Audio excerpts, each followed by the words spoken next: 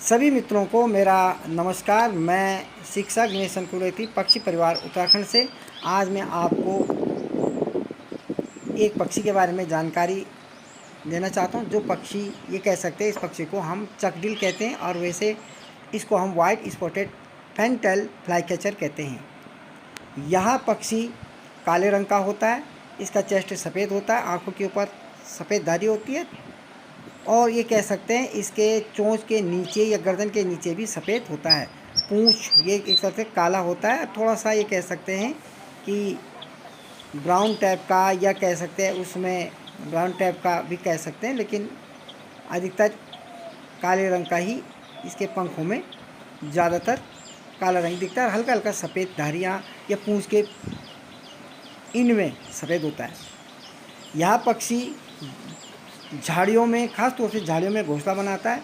झाड़ियों की शाखाओं में मजबूत घोंसला बनाता है। वैसे ये ज़मीन से 3 से 5-7 फीट के अंदर अपना इनका घोंसला देखा गया। ये पेड़ों में बनाता है, लेकिन पेड़ों में नीचे की शाखाओं में अपना घोंसला बनाता है और घोंसला इतना मजबूत बनाता है अपने चोंच के द्वारा कि ये कह सकते हैं जो घास को इस प्रकार से सिल देता है, बारीक बारीक घास को ये पता नहीं चलता है कि सिल रखा है या किस तरह से बना रखा है। बिल्कुल मजबूत बनाता है, जैसे प्लास्टर और पेरिस का आपने देखा होगा प्लास्टर होता है, इसी प्रकार से कई बार इतने मजबूत इसका घोंसला देखा जाता है। इसके घोंसले की खासियत ये है कि ये वर्षा में जब वर्षा ऋतु होता है तो इसका घोंसला टूटता नहीं है, और दूसरा आंधी भी आए तो आंधी से इसका घोंसला, कितनी बड़ी आंधी आए तो आंधी से भी इसका घोंसला नीचे नहीं गिरता। इस प्रकार से इसने बनाया रहता है टहनियों में, इस प्रकार से सिलकर बनाता है। थोड़ा सा लंबा ये कह सकते हैं, ये कोन आकार का कह सकते हैं, शंकु आकार का ये घोंसला बनाता है। ऊपर तो उसका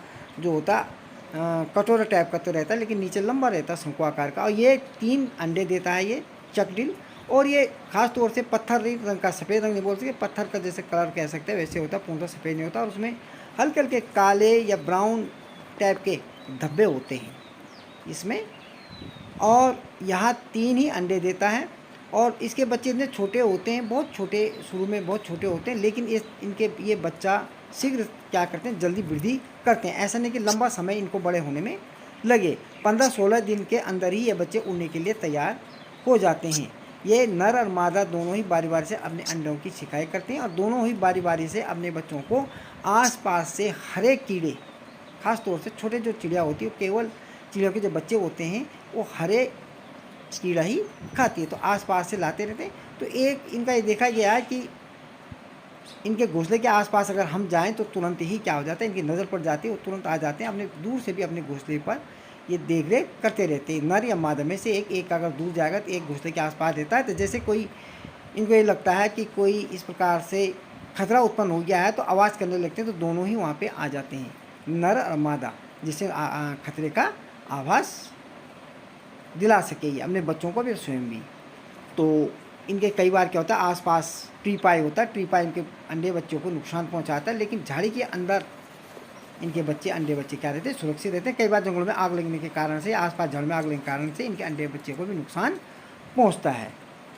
तो हम भी, आप लोग भी अपने घर के आसपास ये झाड़ियाँ हैं तो उनमें भी चिड़ियों के बच्चों की सुरक्षा कर सकते हैं। तो आज के लिए इतना ही।